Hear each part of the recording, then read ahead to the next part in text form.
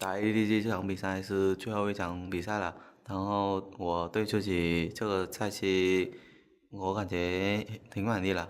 这场最后一比赛我会努力加油，然后开力起来。Welcome back, everyone. SOFM not quite satisfied with his performance this split. Well, I wonder if that game is giving him second thoughts about how he's been performing over the year. Because Snake, with that game one victory, they're now one Nexus explosion away from locking in their playoff spot, locking in their chance to compete for the summer split finals and, of course, for Worlds itself. Yeah, so being able to carry is what he wants to do. You already saw the result of game one, so I love the timing on that one. Thank you guys out there being able to place. Hey, you know what? I did so damn well in game one. What will we see in game two? Yeah. Remember, it's a best of three. It's a regular season, so it really just gets decided if Snake come out and have another punch here in game two. Yeah, and it should be noted, as we just heard from our production side, thank you guys so much for this stat, the winner of this game, or I suppose the winner between Snake and FPX for that fourth place spot, will be in the same side of the bracket against Edward Gaming later on. Of course, they'll have to play against the loser of the JD RNG set to advance. So you have to imagine Edward Gaming looking at Snake after that game one, and looking at FPX, who they already beat yesterday. It's very clear who they want to try to face if one of those teams do advance, and that's FPX, which would have to mean EDG win this series here, eliminate Snake, because then they have that comfort of knowing they can beat FPX. Just remember that they would have to go their first round through their first round competitors, which would likely be either RNG or JDG. Yes. So if you can do that, then one of the funniest things about these sets that you have this close to the playoffs is that there's not a lot of time to practice a new strategy. That you're going up against potentially EDG in this series, and that's going to be the VOD that you look back on and say, what went wrong? What can we prepare for in the playoff series? Which is actually so fun to watch. So there you have it. I want to see if Snake can come out with a stronger performance, because currently in this stage of the split, as we often see from Snake, in the second half of their splits, have been fairly weak. Mm-hmm. This is a great indicator of what seems to be a strong Snake, something that hits hard, has a strong carry potential in the top lane, and Flandre can have great impact, if he moves around the map. We don't want to pick a Cassiopeia. We don't want his Cassiopeia just sitting there getting his own leads. That's not what's helping out the rest of the map. Yeah, and this is the Snake that we see so often that gives us hope. So many times we call them the dark horses, the underdogs. Yeah. There's always a chance for them to try and upset these matchups because they come out with games like these against Edward Gaming, who are second in their group, the winningest team in the history of the LPL, and they systematically dissect them across all three lanes and the jungle. Snake very clearly can compete, but the question has always been consistency. Yes. They've never been able to do it for long periods of time. Now, they just need to do it for one more game. That's all we're asking, Snake fans. One more game. Look, I have some bad news. Uh-oh. They show these great games. You're right about it, but they show some great game ones, but being able to carry it out and finish up a series in two doesn't happen. So for Snake, going into game two, one thing we would love to see if change is coming to Snake has to be come out with what is a very similar strategy to game one and being able to execute that with the same efficiency. Now, one great thing that you might not have in game two was the Jarvan pick specifically for Flandre, just because it enabled him to really carry out in the other lanes. You need something that is somewhat similar. I would say pick him up a Gragas. Gragas has great damage early on in the game, and while still has some poor matchups, you can actually be able to get him out of his lane, have some great engages in the mid stage of the game, and really empower him. Flandre, who helps out the rest of the map. I would love to see Flandre on a bruiser, carry, engage champion. Yeah, we saw him attempt to take this style yesterday against Team WE with the Cassiopeia and the Rise. Didn't quite work out in either of those games because 957, yes, again, he's one of the best top laners at absorbing pressure. But against someone like Ray, who's very good at absorbing pressure, didn't quite hold the fort all the way. Even though he only gave up a single kill, that was enough to snowball Flandre that lane advantage, that CS advantage, that Rift Herald advantage, and then flooding into those extra lanes. So it's not a new strategy from Snake. This is the same thing that they tried yesterday, but it looks completely different when you've got SOFM on something that can empower those lanes as opposed to farming for himself or playing for the late game on the Trundle and Kindred. A safe assumption will be that SOFM won't come into this game with 3 kills that early on. So that's a very safe assumption to make, but I'm not too sure if he's going to be taking a few steps back having that assumption. Because if he comes in, let's say even, and he picks a Lee Sin again, Or maybe he picks a Sejuani, he doesn't get banned in second phase. Then once he hits 6, he is still going to fight. And that's what you have having as an expectation.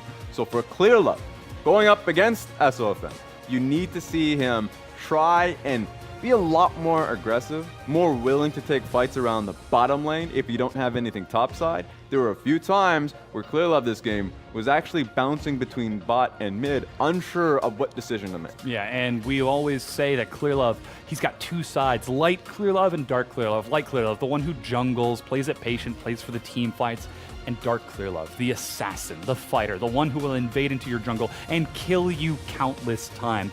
We haven't seen dark Clear Love at all in 2018.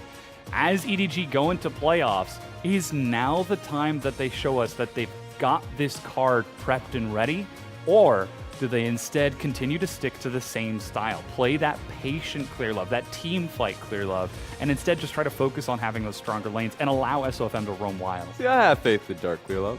I have faith that he can bring it out, and I think SOFM is understanding that too. No Olaf available, and I think that's a shared champion between both of them that you get to see the most aggressive Clear Love throughout the split. I think one of the greatest adaptations Clear Love has made in the past year is pick up the Olaf from MLXG, the build that came through with the Black Cleaver involved, so he can actually, when he does net his early advantages, can just keep going. Yeah. And so if he's going up against SOFM and he ends up picking up that Olaf, I expect that Dark Clear Love. Yeah, that pick priority is so important. Snake in their past few games have been saving Clear Love to the second round of the draft. They did it with the last pick Lee Sin today, just yesterday. They did it with a second to last Trundle and then a last pick Kindred for them against Team W in their 2 matchups. So still Team Snake, they have been holding on to SOFM, knowing that he has such a massive champion pool, and perhaps focusing on getting an early priority towards a safe bottom lane for Light and Maestro. To make sure that they are safe. So we'll see what these jungle matchups are going to be, because now it looks like Snake find themselves on red side with counterpick down there. But already we've got the Camille Trundle banned away, so there's your top lane Camille taken away, Raz. Jarvan is still there, but remember Ray's a good Jarvan player as well. And usually I would have to, a good indicator of how loud your bottom lane is in discussions are if Tahm Kench ends up getting banned or picked away. This time around, EDG can pick up the Tahm Kench themselves, knowing that Rakan is actually banned out. So I would expect them to have that priority now that they've got the opportunity. EDG with this blue side. Let's see DK if or we go Varus. for a first pick Tahm Kench. That's the one. There we go. Very early bottom lane pick. And I guess that answers your question, Raz. Not that it really was a question because it's EDG. How loud are iBoy and Mako? Very. It turns out Varus is again the pickup for Light, safe lane down in the bottom, but he won't have the assistance of a Tahm Kench for that laning When phase. your dual lane has been thrashing Light Boy, exactly. Light and Maestro for the entirety of the laning phase and nothing lands, in fact can't even force them to use summoners just because Tahm Kench exists in the game, then you're going to be coming to your coach with an idea. So this time ends up picking it away. Kai'Sa and the Tahm Kench, I think, are a great duo. Protects the Kai'Sa for later team fights, but also just in the early laning phase. If the snowball starts rolling, then Tahm Kench has some great battle damage for himself, and Kai'Sa is just great for snowballing. Yeah, and it looks like we could see a snowball in this matchup. Actually, multiple snowballs, as Zoe locked in for EDG Scout in the mid lane. A huge champion for this guy. Guoguo, he's been struggling in almost all of the mid lane matchups that we've seen. He's going to try to take the counter pick, the high risk, high reward LeBlanc to deal with it. Guoguo on an assassin. I mean, it's always, sometimes he picks up the LeBlanc for the matchups, but it always comes down as a real test to his confidence on the picks. Once he gets an early laning phase kill or advantage, this is a good matchup for him. You need to see him roam really early on. Now, Snake with a LeBlanc, they're comfortable with it. They have Zeta in the past. They know how to work around with an assassin mid lane. It just matters if Guoguo is willing to play it with efficiency. We'll see how that mid lane matchup goes out. We're, again, holding on to the jungle pick for Snake. We're expecting them to take it as this 4th pick. That's usually been their MO. Save that counter pick for Flandre in the top lane. And they're even sending a few bans towards Ray, the Urgot ban, as a nod to his performance yesterday. And of course the Cho'Gath as well, targeted away towards Ray. And no surprise, the Darius banned away from Flandre. And the Jarvan. Let's see if it's going to be banned. No, it's the Gangplank. Another big carry for him, but the Jarvan still can be picked up if he wants to look for a favorable matchup. But still, he's saving that counter pick. We're looking to see SOFM's jungler here. Two options here is EDG goes for a tank top laner, so they don't want to deal with the amount of damage and pressure a Darius has. So I would expect Ornn to be picked up by EDG here, just based off what their bans have been. These are bad matchups for Ornn, so it would mean that EDG are trying to go for a much more reliable teamfight focus. Going up against a Lee Sin makes sense to then pick up a much more brute force tank. Yeah, and this is another confidence play out of SOFM. Wait a minute! He picks that up. Get those photos out of here! Very sleepy player on the Rift, but the Lee Sin priority for SOFM. Clearlove now knows that he's up against this. Oh, the Evelyn hover from iBoy. He's just giving it the old nod, but Rek'Sai, this is the comfort pick. This is when you just start, paying tribute to Clearlove. It's like when you're, thinking of Cloud Templar and it's like just hover over the Amumu a little bit. Exactly. But no, Clearlove, the two champions that he is synonymous for, of course, is the, let's say, Rek'Sai and Evelyn. Now, Evelyn, I don't trust that. Makes sense that he's not picking it up for himself, but the Rek'Sai gives him that early edge. The follow-up will be a Poppy for Ray in the top lane. Again, a very safe top laner. The defensive aura is a great way to prevent that Lee Sin from getting in there. Same thing with the LeBlanc. Actually pretty good against the Ornn as well. So we already look to see EDG trying to counter out this dive setup from Snake. Yeah, I expected the Ornn to be picked up by EDG. I think that going for a Poppy pick is a good response to the Lee Sin. So you should feel very safe here if you're Ray, knowing that you don't get these demonic matchups like Darius and GP. So the range advantage won't be an issue. So Ray's going to be happy knowing that his early laning phase is not going to be garbage, that he's going to be able to come into these team fights fairly happy, healthy, and going to be a real bane to SOFM. SOFM's going to have a tough time finding entrances in these fights. He really is. His targets are... Who does he choose from? The Poppy, who can deny his entry. The Rek'Sai, who can knock him up before he goes in. Yep. The Zoe, who can Sleepy Trouble Bubble or Portal Jump away. The Kaisa, who's standing next to a Tahm Kench. Or the Tahm Kench. And also just the invisibility. The invisibility of Kaisa, and also just if you try to kick a Rek'Sai and he just presses R, there's just so much that can mess up a Lee Sin's timing. So these team fights, it's going to be a real focus on how Lee Sin ends up starting the fight, but also how the early laning phase goes for him. If Game 1 was a test for Snake, Game 2 is the second stage. They've succeeded in passing level 1. But now they've got to defeat a very hard denial composition from EDG with strong wave clear and excellent scaling. Excellent denial towards SOFM. Can they pass this once again and prove that they have what it takes to lock down their playoff spot? All they need is a series victory, and they claim that final spot. You can hear the guys behind us doing construction. Even they're getting excited for this match. No, they ain't doing construction. It's all on the line. No, they're hopping up and down. Yeah. That's what I'm doing right now. In fact, I apologize for everybody out there. It's my bad. We're all bouncing up and down because this is an exciting one. Light, Guoguo, and Maestro are doing everything in their power to follow up on SOFM's excellent play. Flandre putting on the hard carry performance in the top lane. Can they close out their series against former allies, former friends of EDG? Or will the winningest team shut them down and keep them out of playoffs with a series reset? And if you're going to take it to Game 3, this is how you do it for EDG. Put yourself on some of these comfort picks. Get to the team fights. I want to see it from EDG. We've loaded onto the Rift, the deciding match, Snake versus EDG.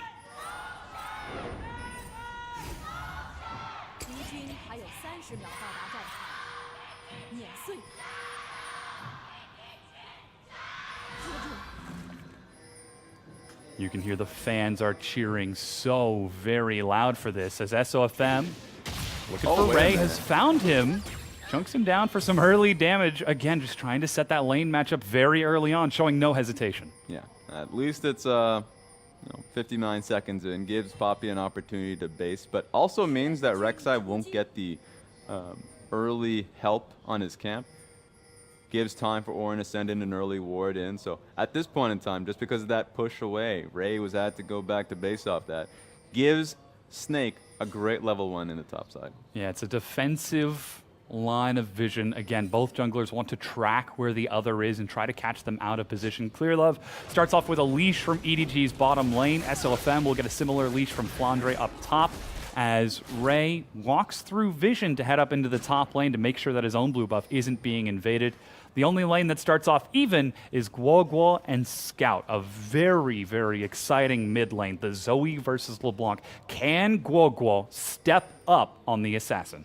It's possible. I think that he even has the ignite for himself, so he's willing to look for the kill. One thing that I was looking for in the bottom lane was just because Light and Maestro starting in lane gives the enemy team an understanding that SOFM starting topside. And also the benefit is so that they can try and pull the wave and get all the minions to focus on one, so iBoy loses out in experience. Unfortunately, that didn't work out well for them. They did it poorly, so actually the minions moved on towards 2 specific minions, and neither died in that case. Yeah. So at least it's going to kind of slow push in favor of Light and Maestro, but that's just the position you were in. Now SOFM is looping around towards the Scuttle Crab. He went for a red Krug, and that ward, I don't think it spotted him. It was on the opposite side of the brush and gets him onto the Scuttle Crab right quick. Yeah, he's chilling. I don't believe it's going to be enough to get him over to level 3 once he takes that Scuttle after Krugs, but already Flandre is trying to push up top. And it should be noted, on this Ornn, oh, he does actually take over to level 3. Clearlove, scouting around. He knows. SOFM, oh my god. He holds his ground, saw that the Scuttle Crab was taken as it moved back in. Scryer's Bloom, spots Clearlove, and somehow SOFM gets under the vision and is going to snipe away the Gromp camp. This man has been watching some Hollywood movies. How did he do that? He's been watching some dinosaur flicks. This was Mission Impossible. That was a single drop of sweat just beating down his nose. Alien versus Predator. Yeah. I respect that. But yeah, I mean, SOFM, he gave the information, obviously, because he took the Scuttle Crab, so even though he stood still, it was just trying to bait Clearlove to investigate a little bit further. Clearlove didn't take that bait. But that's what you have to see in this matchup. Rek'Sai is great against... Oh, maybe you have to watch out there. But yeah, Rek'Sai is great into the Lee Sin, just because, as you already mentioned, the knock-up if he ever gets Q-sniped. And also on top of that, being able to track Lee Sin early on. That was his goal last game on the Xin Zhao. This time it's going to be a little bit easier.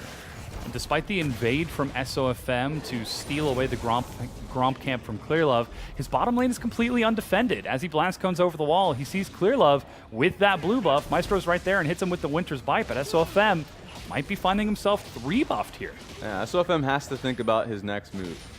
Leaving your bottom lane makes it so, SOFM's going to have to... He's going to leave him anyways. Maestro and Light should be safe. But if he goes for the long run to the enemy blue, he's going to get challenged by the Rek'Sai. Oh, yeah. So you would expect for him to get triple buff. It just means he loses out in experience. So now every single camp after this wolf camp has been cleared on the map except for that blue buff. SOFM doesn't start his recall and starts pinging into the river, but EDG, so clever, looking for the tracking. SOFM. That was just smart for Mako, because SOFM's only real option, if he knew that Rek'Sai was going to go topside for blue, was try and solo the Infernal Dragon. Not going to happen. In fact, the early ward being placed down by Mako pushes Lee Sin back. And forces a late recall. That means that Clearlove gets his way back onto the map and allows him to take those Krugs on the bottom lane. iBoy and Mako have been putting up constant push pressure against Light and Maestro, and still this lane is on a complete island as EDG are moving to effectively deny SOFM's Lee Sin maneuvering around the map. It's a team effort from EDG as they now set themselves up a control ward in Tribush. Plenty of vision on all of the jungle paths out of SOFM's jungle, and they're trying to push their lanes to make sure they've got even that extra bit of vision, as everyone is doing their part to keep an eye on where this Lee Sin is going to show up. Yeah, they didn't get the job done last game. It's because the pesky Lee Sin found himself through mid lane.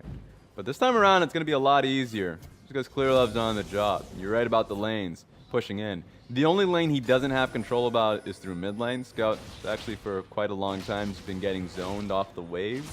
That being said, you see SOFM, but you're going to act properly. Yeah, still lands the Sonic Wave. Now the Aura of Valor is ready for Ray, so he doesn't take it because that's a one-way ticket to Pain Train for SOFM if he decides to follow through. But Scout, like you said, he's trying to push up into Guoguo and keep that lane even as he ticks over to level 6 just before Guoguo. SOFM will step in with that pressure top to steal away the blue buff. He's denying it from Clearlove, who doesn't have mana, and Scout, who will have mana, but won't get that sustain in lane. Really messes up timings now, because the ping is going towards the blue buff. Rek'Sai expects it to be there, and with how long he's left it up, Zoe's going to come back into lane and really be expecting it to be handed off to him. And when he knows that it's not going to be there for him, and that blue buff will be there for Guoguo soon enough, then it's going to be difficult. Scout's already been having a tough matchup here. It's not been really showing in the CS margin with how the wave's been setting up. LeBlanc's been set up to succeed. And with that, Guoguo, 6 CS ahead. He's the mid lane. He's the one who Snake are investing into this time. Flandre's not on a carry. He's on a tank on that Ornn. He provides engage. He provides setup for Guoguo and Light to knock things down, but he's not going to be taking the spotlight this time. And Snake's priorities will have to change for the first time in their last 3 games. Can Guoguo put on a carry performance against one of the all-stars of Rift Rivals against Scout on this signature Zoe? That's a real good question, honestly. Every single time you ask that, you'd rather not. You'd rather it to be, yeah, maybe you change the question, make it Flandre, SOFM, or hell, even Light when he has his Draven games. But it's not been happening. This time around, it's going to be on him. Steps up, Clearlove follows through with a big knock-up. SOFM looking for some follow-up, but Clearlove knocked under the turret. SOFM with the outplay. Guoguo burns down to Scout's Ignite, but still, Scout is on fire as he gets first blood. First blood! And the crowd has definitely gone mad. Because being able to get first blood here, SOFM played it so perfectly. Level 6 to be able to get that kick across. Good job. Yeah, huge setup from Snake in the mid lane, and it pays off. It still equalizes out, though, and the kill goes over onto Guoguo as SOFM just holds his ground, waits for the right opportunity. Look at how he positioned. The moment he sees Clearlove duck under, he says, I know where this is going. Yep, here's the scream, so you recognize he just needs to be in position to get the first blood. He does it. The only worry now, because all is said and done, Zoe got the early kill. Light's gonna have to watch out. Yeah, that's the Chains of Corruption. Eyeboy uses the killer instinct to move forward. Exhaust slows him down the wall, and Mako forced to pull Eyeboy back out of this, as he's just trying to keep Light on his toes. Now, the big differentiator, though, was SOFM was the one who got the kill. He's got himself the Tiamat and his hammer, whereas Scout has the kill on EDG's side. He's already got Sork boots to try to dodge some of Guoguo's damage, but we said it's not going to be an SOFM Flandre game. It's got to be about Guoguo and Light, and already that kill is not on him. Yeah, already. And losing out 10 CS based off that, because that was a big wave, a cannon wave too, that Guoguo lost out on. That's what I'm worried about. That coming back into lane, he loses so much in the specific matchup, so more onus is on SOFM to recoup the cost. We'll see if he can, as now the Infernal Dragon is being done. We're just getting attacked on. We are. This building is under siege because of how intense these games are. SOFM looking for this Infernal. And he's going to be able to take it, sneaking through the vision. The push pressure from Light and Maestro is reclaimed after Eyeboy using that killer instinct. Mako gets back with the Abyssal Voyage to defend this tier 1. It's possible dive. Now, remember the last time we saw SOFM on the Lee Sin during the regular season? He went for a level 2 dive in the bottom lane. This is a possibility now, of course. It's level 7. That's not going to stop him. He knows that Rek'Sai is not in the area. Great ward to catch Clearlove in mid lane. So, gives you a great timing for SOFM. Actually, might even look to pick on Clearlove himself. Might be thinking about it, but decides not to follow up. Instead, just stepping up. He's saying that, yes, you might have vision, you might have tracking, you might know where I am, but I'm still going to affect these ganks. I'm still going to affect these lanes and set them up to carry me later on. Oh, no. That's, that could hurt, but Maestro takes the quick hop over the wall to safety. That's Redemption too, so this is actually a good position for EDG around mid lane, that now Guoguo is going to have to concede quite a bit. If you're SOFM, you'd want to be able to go towards the mid lane and help out Guoguo a little bit so he can at least garner some of the minions, but you can see Clearlove has an idea that that's the case, and so he's going to force him in a 2v2 position. And that's not necessarily something that Snake want to try to go towards. The more members they can involve into the fight, the better. Flandre, he's got huge setup with Call of the Forge God, Chains of Corruption, and Glacial Fissure from Maestro are great ways to follow up on that initial CC, but SOFM, He's sneaking over the wall. I think he might have just been spotted by Clearlove. Oh. There we go. That's the redemption. SOFM steps up, flashes sideways, knocks Clearlove over the wall, but look at Scout's damage. Guoguo trades up and gets the kill. It's 1-for-1, both of the junglers. Can Guoguo outplay this? He's got no flash. Guoguo takes a hit and goes down. Double kill to Scout. The carry pants are on. The aspect of Targon. Yeah, they're ready. And honestly, the secret to EDG's success whenever it comes to 2v2 fights is they don't keep it to a 2v2 fight. Bringing the support, Maiko, all the way from the bottom lane, so when the trade comes through, that they can still net Guoguo, because if it was just a 1v1 between Scout and Guoguo, Guoguo was getting out of that one scot-free. But the slow coming through from Maiko challenged the difference. Oh, wait a minute. Andre Real? steps into the mid lane with Maestro. Yeah, absolutely real. Why not? If Scout stayed and overextended for a few hits onto the mid tier 1, he was dead. Get outta Braum here. was there, the Orin was there. No chance. Back to the top lane you go. Flandre's been so good with those roams. It's a tragedy he wasn't able to get down to the mid lane to defend Guoguo and SOFM, but that was EDG playing the vision game we were talking about, saying, hey, we see you. There's a reason we picked this Rek'Sai. There's a reason we've been placing wards all across the map to maintain safety, but despite all of that, it's 3 kills to 2, and EDG are the ones with the 3 kills on Zoe. And when a Lee Sin team starts actually losing pressure, that's when you have to start worrying, because you don't have the extra red trinket to be able to hide yourself a little bit more cleanly, especially going up against a Rek'Sai that has been rapid firing control wards. So you're in a difficult position if you're SOFM. You know that the wards that have been strewn across the bot side of the map are just going to stay there uncontested. And you're just going to have to make the best out of it. A play is in order. I think SOFM is looking for it. A play is in order. I feel like that's SOFM's motto. It's like, it's time to make a play. Yeah. Somewhere, there's an it. opportunity for me to make a highlight. Looking at his watch. Look at that. It's play o'clock. Would you look at the time? Gee whiz. I feel like SOFM isn't the kind of guy who actually says gee whiz. I think I'm the only one. Yeah. who The only says man in the that. world. But Clearlove trying to do the same thing, following up on this cannon wave. And they're actually bringing the Abyssal Voyages. Even iBoy's getting in on this. SOFM is there, but they have to concede this tier 1 first brick to EDG as they get the rotation and outplay Snake in the mid lane. Great positive that you have if you have that much control on the bot side of the map. It's not seeing where Mako is going.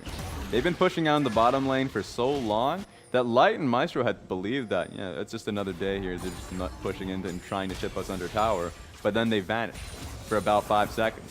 And that gave them the time to the top lane. But iBoy's looking for something. Whoa, Scout from downtown with the Sleepy Trouble Bubble follows up. Meanwhile, I believe that's SOFM looking for the Rift Get outta Herald. here. Gets ejected out of the pit. He's racing back towards it. It's at very low health, but it looks like Ray decides not to go for a Guoguo. Re-aggros, resets it. Smite is ready. Ray looking for the eye, but it's not going to pop open now. Drops the aura, and no, it starts healing up. Snake are denied control of the Herald. Ray, the hero of Demacia. Yep. God mode Ray knew exactly what was going down, used his ultimate, and got the job done. In a 2v1 situation. Guoguo flashed to try to get aggro onto the Herald in time. He gets it, but doesn't get within melee range in time for the Rift Herald before it drops patience and starts healing up at 500 some odd health. Oh boy, so close, but now EDG, they've got a chance to push up top. Yeah, I've got some bad news for Snake. Not being able to get that means that your towers are now in constant siege. What was a bad situation for Light and Maestro is even worse. Flandre, you don't want to be able to be here for too long. You're losing that tower, buddy. He's still 20 CS ahead of Ray, but can't do anything with that. The Call of the Forge God is just an engage. It's just a front line. He needs his damage dealers of, whoa, never mind. SOFM lands the Sonic Wave, but a good stopwatch, stalls it out, tries to kite it out. Guoguo looking for Scout. He has no flash. They're trying to chase him down. The auto attack shut down by Flandre. Teleport gets Mako in there. That's the Aura of Valor as Clearlove's forced to get out of this. SOFM at such low health will finally die to the Void Seeker, but Light locks down the kill with Guoguo. Somehow, Snake are able to find EDG in rotation from the top tier 1 and find 2 kills. Haven't been able to get any turrets off of this, though, so it's still a gold advantage to EDG. That was just people power. Light comes through, was really unexpected. Clearlove didn't see it coming. Clearlove net the kill on towards SOFM, even though SOFM did so much to get away from the damage from Rek'Sai. You see right in this team fight. Stopwatch times out SOFM's Q. So you'd have to be able to get his, his damage right back. SOFM gets more sparkles and ignite, so he actually is just out of the fight, just trying to find himself safety. Goodness gracious, SOFM. Yep, even dodges out in the Poppy Slam. And you get to this, at least there's a trade back because Light joins the fight. It gets a little bit better for Snake. It's nice to have your bot lane in the team fights, as they have not been there in the past. And I just want to point out, I'm not 100% certain, I think he had Flash that entire time and held onto it, just dodging with the Sonic Wave, the Resonating Strike, dropping his shield to maneuver around all of these skill shots, hitting the Dragon Rage to knock people away, bought so much time. But holding on to his Flash now means that he can go for a Flash in sec if he finds someone out of position. But they're turning onto the Dragon. SOFM gets it. Good knock-up. He's leaping out of this. Sleepy Trouble Bubble hits Flandre. Maestro dropping the wall. Clearlove gets slowed as Snake take the second Infernal Dragon and are running for the hills. Scout flashes up. Later the Ruined King slow onto Maestro. SOFM over the wall, but Maestro goes golden. Scout picks up his Flash and locks down the kill. Sleepy Trouble Bubble onto SOFM. The sideways hit, but the save from Flandre. He body blocks to keep SOFM alive. You can just see SOFM didn't want any part of that fight. In fact, just farming up the Grump at the same time. Yeah. Kept himself in the area for a little bit longer. So that would have been the difference between him in life or death. Thankfully, Sleepy Trouble Bubble, while it landed, there was no angle to kill him. So he gets out of the fight. But that's a double Infernal Dragon for Snake in a time in which they're getting pressured heavily across the map. They're still able to find an opening, and those Scout nearly chases them down. It's not enough. Due to the self-sacrifice of Maestro and Flandre, they know who the real carry on this team is. It's SOFM. He's going to try and put on the carry performance here. Only 100 gold ahead of Clearlove right now. In the mid lane, it's only 700 gold lead for Scout, despite the kills that he's been able to pick up, as Guoguo is at 2, 2, and 2. And in the bottom lane, it's pretty close to even. iBoy only 400 gold ahead. So there's still no clear delineating factor for EDG. That's giving them a solid head and shoulders advantage over Snake. I would say that team fights are going to be a little bit dicier now for Snake. You look towards their composition, and it's actually fairly low in damage in relation to what EDG have to offer. Uh-oh. Maestro hops over the wall, the long distance. Oh, and no ultimate out of Clearlove. No chase to find Maestro as he flashes away to safety as SOFM is able to get the Cerebral outplay. Now they're turning onto the Rift Herald. SOFM has got the smite. Recall not finished for Maestro. He's got no flash, but he does have ultimate and exhaust. Rift Herald down to about half health. Flandre sitting in the mid lane. Guoguo trying to get around behind this. Scout looks for the Sleepy, but misses. Maestro hit by the Void Seeker at low health. Leaps up, but drops the door. Herald resets the patience. Poppy. Meanwhile, Ray has found Light, pinned against the wall, but SOFM lands the Dragon's Rage to reset the fight, and still no one dies. Rift Herald once again heads back to her pit, but this time EDG have got a huge health advantage and a summoner spell advantage. Yeah, Snake trying to do their best to buy for time, but the issue is, in fact, they're just going to TP. They're just relentless in trying to keep EDG off that Rift Herald. Down to 3,000 health. SOFM starts walking forward, but Smite secure for EDG. 19 minutes and 20 seconds, giving them a 4-minute window to look for the bottom tier 1 or a tier 2. And EDG are able to outmaneuver these fights, but with Lights teleporting back in, they're able to get a push onto the mid tier 1. Don't have a lot of attack speed on Light at this point. I don't see it happening. That's the aura slow onto Flandre. He holds onto his charge and walks it out. Guoguo looking for Scout on the side, but doesn't find enough. Mimicked Distortion and Sigil of Malice. Hits a big pop, but just forces him to start his own recall. SOFM, just being a nuisance, forcing these waves. So the one thing I'm worried about with Snake's composition is their lack of damage in team fights. Front to back on tank. We're going to have to see if it's happening here. Guoguo is in a flank position. He is once again. Doesn't have the Mimic Distortion. Sweeper spots it out. They're pushing up to the wave. Void Seeker clears it out. SOFM tanks a hit. Finally, Guoguo has the Mimic, but EDG are starting their recall to make their way back out. And what is a pick composition for Snake?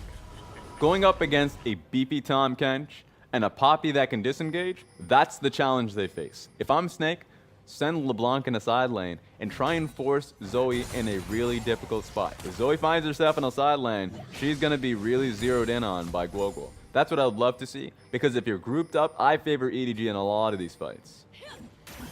If he's able to get a 5-stack, EDG can do some real big damage with that Kai'Sa, with the Zoe setup. It's a massive front line that Varus is getting to the point where it can nearly start to match the Shred. Blade of the Ruined King.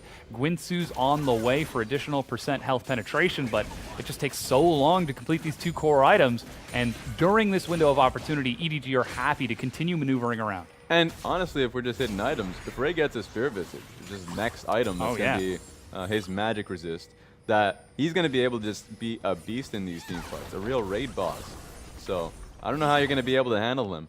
And one of the most underrated abilities has always have been Poppy's ultimate, because the gold value it takes away, it robs from the enemy team, is just a questionable one. It literally just depends on the fight. If Poppy gets a 2-man ulti on somebody, or you already saw in how he was using it in the last fight, trying to nail Flandre, get him out of the team fight, that changes the game. Now we see EDG actually being the ones to push the tempo of the game. They break down the bottom tier 1 with a rotation, and Clearlove sneaked under the vision control of Snake to get a second Rift Herald charge and break this tier 2 down. There's still no defensive movements out of Snake just yet. Finally, they're on their way, but Shelly's about to get a second charge onto an inhibitor turret. 22 minutes in, EDG continue to barrel forward. Sonic Wave lands, but again, that Aura of Valor denies any follow-up. Shelly looks for the charge, but Guoguo gets caught out by Scout, and here comes the melee charge from Shelly. Boom! Big hit onto the inhib. Flandre flanking from behind. He's found some big hits onto Clearlove, who soaks these hits, but still, with Guoguo dead, they have to take this as a front to back.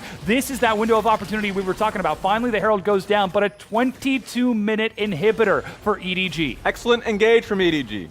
Easy pickings on towards Guoguo. When you start playing towards the inhibitor, there's just so many structures there that it's so easy to land the CC once you find the opportunity. Ray was able to nail down the LeBlanc, and there's no way for her to get out. She has dashes. Guess who stops dashes? So that's just unfortunate. But the real unfortunate part about all of this is that Orin stayed in the side lane when he needed to have presence for the team.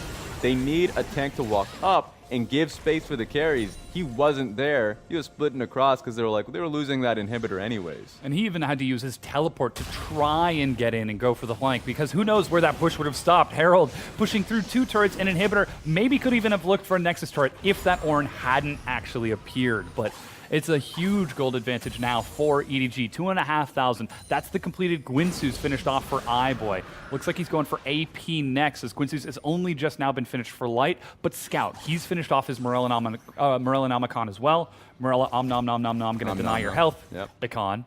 And the Adaptive Helm for Ray, not the Spirit Visage. He wants to be an absolute nuisance for Light. No amount of auto attacks are going to shred through his health. Yeah, just take a look at the damage that Snake has.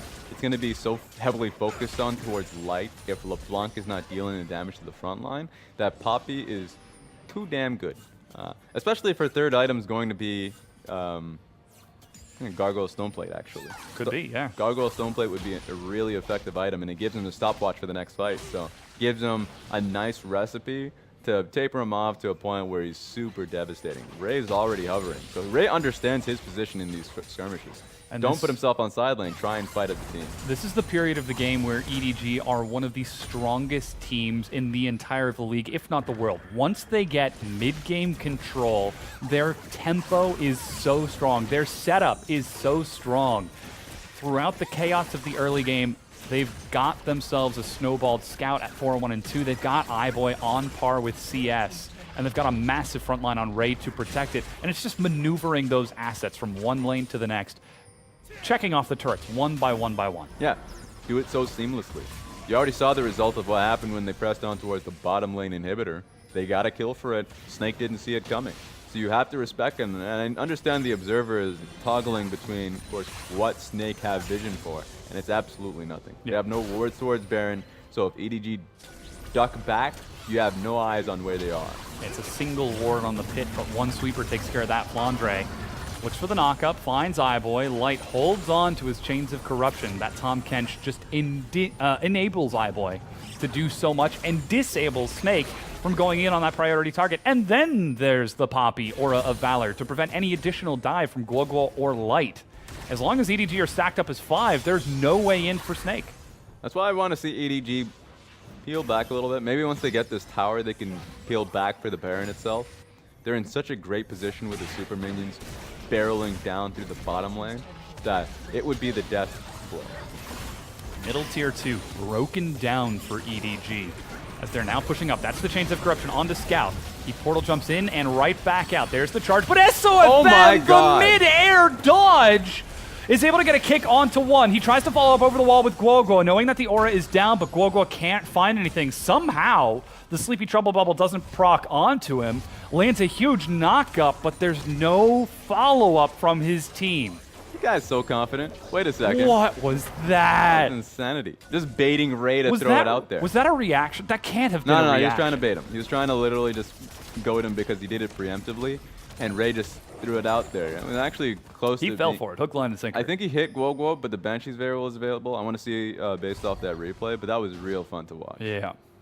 Don't know if we'll get a replay because there weren't any kills, but no, that was action, very well could have been. That was sick. Now, all 3 Tier 2 turrets are down. Guoguo, in between the minion waves, was able to group up with his team and try to take a fight, but not able to do anything with it. You just saw the gold difference, about 1,000 gold lead for Scout in the mid lane, as he's successfully split pushing up top, Guoguo holding the wave bottom. It's only a few seconds until that inhibitor comes back up. But for the time being, EDG are still going to use that inhib pressure, that super minion pressure, try and open up around the Baron. Don't got a lot of time, as you can see here from the lovely lady, that it's going to be respawning very soon. So this is the last wave you can really take an advantage of. So EDG's honestly used up all that time to take the inner mid lane tower. Could be helpful, but as I already mentioned, I would love to seeing them really go towards the Baron buff. Now it's given Snake time to lay down the proper defensive wards. As you said, they set up that defensive line. This is going to be the last wave for Guoguo before he pops back to base. He's got himself a Banshee's Veil second defensive LeBlanc, not destructive LeBlanc. And even that minion wave might not be enough, though. It will inevitably slow push. EDG are using the time to push these waves up and push back Snake's line of vision. With Ray being spotted on the side, Snake know they can't take a fight front to back. And EDG, they're not even going to play around the Baron. They're not even going to try to risk it turning around that buff. It looks like they're prepping for a bottom inhibitor push with Ray. Yeah, there's a possibility of that, knowing how strong Ray is. He's in a great position to flank once he pushes up that bottom lane wave. So these are options you have, but once again, if you're not confident enough to actually take use of the windows that you have, you're just wasting time. Smite from Clear Love takes away the red buff from Snake. Guoguo has grouped up with his team. The minion wave is close to even on that bottom side, but Guoguo will step over just to push it that final bit to make sure that it does slow push away, but Ray is already on top of this. Constant control wards from EDG. Look at their vision on the map. 5 control wards across the bottom triangle of vision between mid and bottom. Another one in the mid lane, and then even more around the Baron. This is EDG playing a very serious game. They do not want to go into playoffs with a loss. Yeah, it's serious, but I'm starting to turn into Mad Raz. You know? Mad Raz? What is Mad Raz? Mad Raz, why are you mad? I'm mad because this Baron buff has been up for so long. You have the burst damage that Kai'Sa has, especially since she's going to AP Kai'Sa. Why aren't you just doing it? You've had control for so damn long that at this point, it's just giving time for Snake to power themselves up. Here we go, though. Ooh, that one hits onto Light. SOFM takes the hit alongside Maestro. Confident in knowing that that carry is going to be essential in that big fight, but all it takes is a single Sleepy Trouble Bubble to force Light back to his turret. There's no way he can walk up to the minion wave with EDG escorting it forward. Banshee's Veil pops, Scout lands another Sleepy Trouble Bubble. Call of the Forge God on towards him. He doesn't have the portal jump just yet. Guoguo waiting for the aura to fade away. A knockup prevents his own hammer, and Mako will pick up Ray and spot him back out of the side. Guoguo still looking for entry. Somehow Snake have been able to dodge the primary initiation. Oh, whoa! no. Scout with the flash ignite. Did he just bend the paddle star onto SOFM? Doesn't get the kill. And SOFM, go back to base right now, young man. So close to getting lethal just based off the follow-up W for iBoy, and that's going to be enough for them to get the Baron. Depends. Snake's feeling confident. A little bit of HP on SOFM. Turning onto the Baron. Void Seeker. Ray is on the side. SOFM gets found. That's the blue trinket. But there it is. The Poppy Hammer. Light gets separated. Ray makes the play. As Baron is picked up, Light goes down, and Snake lose everything. They were so close. SOFM just wanted to get that Q into the Baron pit. He's done it in the past on the Lee Sin pick. The lethal you could get, the follow-up with Q and Smite is what you should be afraid of. EDG. I mean, Ray knew exactly what he needed to do. Get out of here. How does Ray pick his targets like that?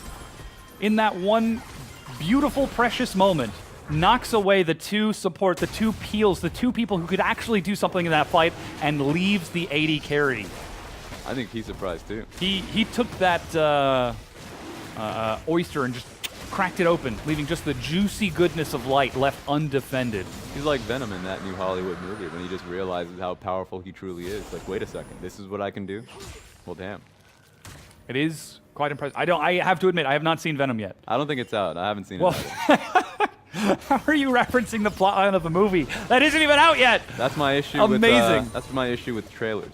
You know enough. You do. You already know the whole plotline of the narrative. Yep. Just from trailers nowadays. But hey, Baron set up for EDG iBoy, bringing a wave in bottom to the open inhibitor. If the siege before was scary, with the Void Seekers coming out from iBoy, who's now building, as we said, towards AP, with the Sleepy Trouble Bubbles and Paddle Stars coming out of Scout, it's even more dangerous now. Here we as that go. one will hit.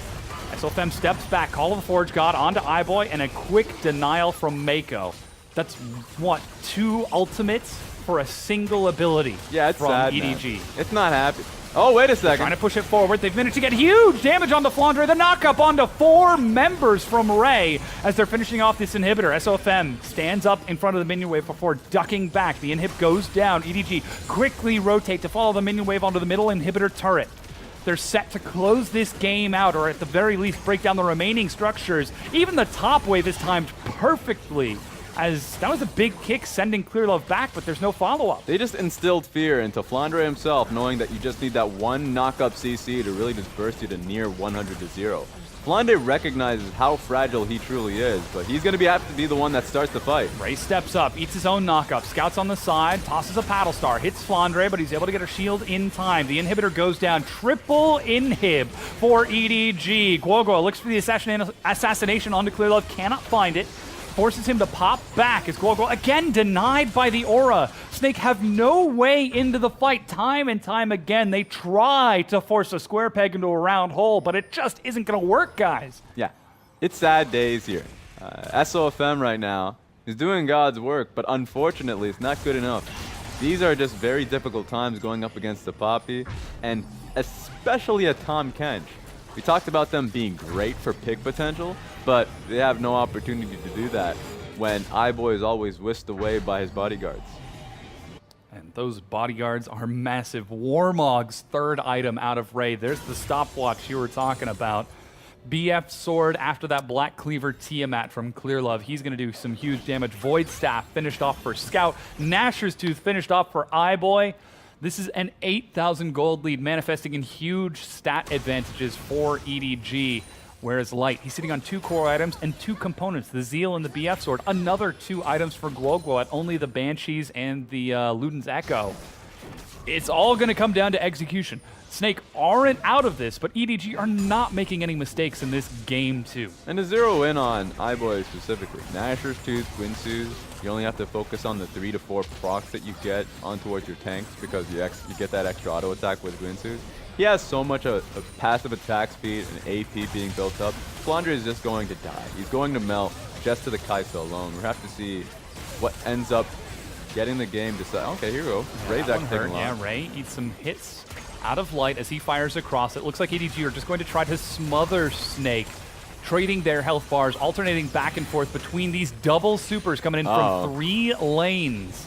And now they're going to get onto the next turrets. That's the call of the Forge God. Ray is in front. He's tanking some hits. Warmog healed him back up to full, but Mako with the save. Now Mako has been caught. That's the Chains of Corruption onto Clear Love. He ducks down underground, dives forward, but goes golden. Flandre gets knocked back to his fountain, doesn't go too far. Ray still juggling this aggro. Scout is fighting on the backside. Guoguo looks for the assassination, but doesn't find it. Nexus turret 1 falls, and Snake do not have enough damage. They retreat back to the fountain to try and survive, but EDG used the timing to push onto the Nexus and equalize the series, bringing us to an ace match, to a Game 3 for the final playoff spot. Double thumbs up. It was a long time coming for EDG to even out that series in a smart, slowly, well done play, playing around Clear Love's Rek'Sai. That was infinitely better from EDG in Game 1. Playing that constant vision around the map to deny SOFM, EDG. They do not rise to the bait of Snake in game one. They do not rise to the passionate call of an all-out brawl. They say, chill guys, we'll play the macro game, we'll play it smart, and simply outthink you across the map. And I think it starts in the bottom lane, because in game one, iBoy and Mako couldn't touch the dual lane for Snake. It wasn't possible because the Tahm Kench was doing too much work. This time around, first pick Tahm Kench works out super well for EDG. In fact, you can question the strategy of Snake, knowing that they're going up against the Tahm Kench, but still focus so heavily on the solo assassination attempts, picking up the LeBlanc, Varus, and Lee Sin, that you'll lose out in damage as the game goes on. So you don't have the outright front to back. So strategically, this was just Snake coming in on the back foot, knowing they're going up against the Tahm Kench. And I think that going into game 3, if they leave up the Tahm Kench once away, again, give it away to EDG, I would like to see a lot more of a heavier teamfight composition, something that is a lot more.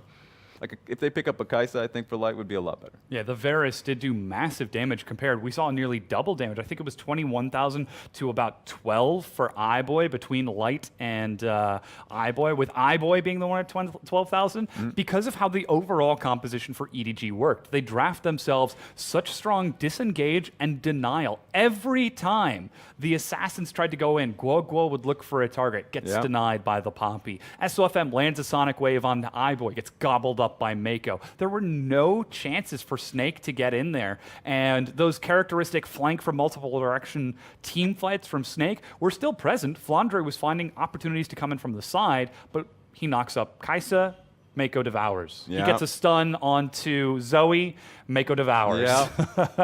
Poppy walks into the front line and denies any AoE entry. It's just a very easy composition setup from EDG to group up and just say, all right, try to attack us. We're a moving turtle.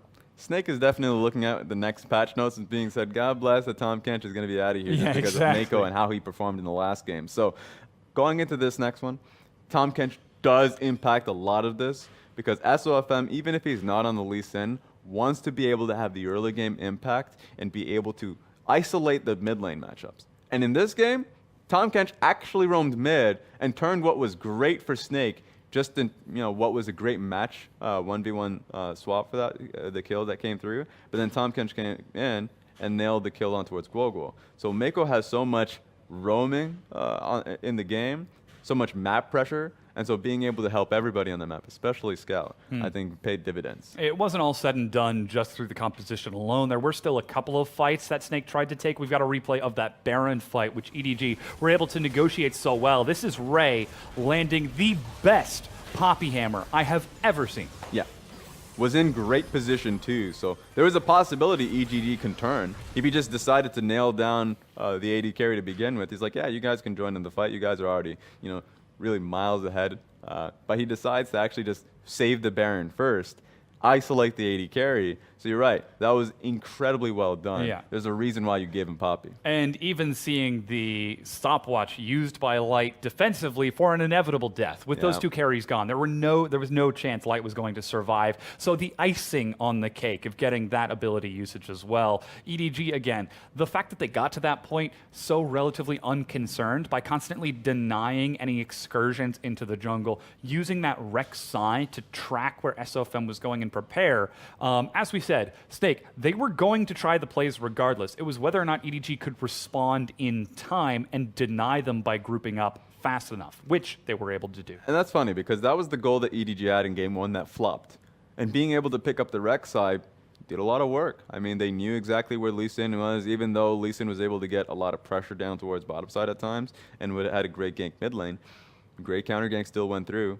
And the problem is you're never going to be able to match what was the composition of EDG early on. So snowball potential for Snake were just not possible. Yeah, our MVP for that Game 2 victory for EDG, though, goes to Scout in the mid lane. He picked up a majority of the kills and did a huge amount of the overall damage in the entire game.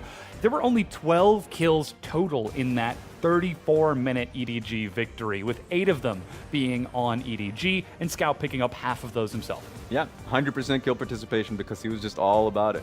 So I love the fact that EDG were still playing it slow and understanding that their win condition was just that sleepy trouble bubble. He was nailing each and every one of them on towards Lee Sin, so SOFM had to deal with Zoe, and he wasn't being able to deal with it properly. Yeah, and if I check my notes here, the bans were so focused from Snake on red side, the Aatrox, Rakan, Akali, banning away 3 huge power picks that of course there's always going to go through, of course the Tahm Kench is going to go through, but then even banning away the Urgot and Cho'Gath to remove any carry potential or assassination potential from Ray, considering his performance just yesterday against FPX, but he just falls back to the massive tank Poppy and shows that he's got a lot of champions ready as we approach playoffs. One thing I like about best of threes is that when you get to the final game, teams are willing to take a risk recognizing how bad the last game was. So in this case, you mentioned the Akali was banned. I think one thing that the Akali has a failure in being able to hold is the early laning phase. Snake wants to nail down a strong laning phase, wants to give the Rise over to Guogua, and I think by opening up the Akali, if possible, and giving it to Scout in this case, they can be able to achieve that. Yeah, well, we'll see how this series is going to close out. Snake are fighting for their entire rest of the season. Will they drop here and lose playoffs, or will they advance and show us a postseason? We're going to find out with that Game 3 coming at you in just a few minutes. 想要征服他人，必先战胜自己。EDG 的队名就是鞭策我们的动力。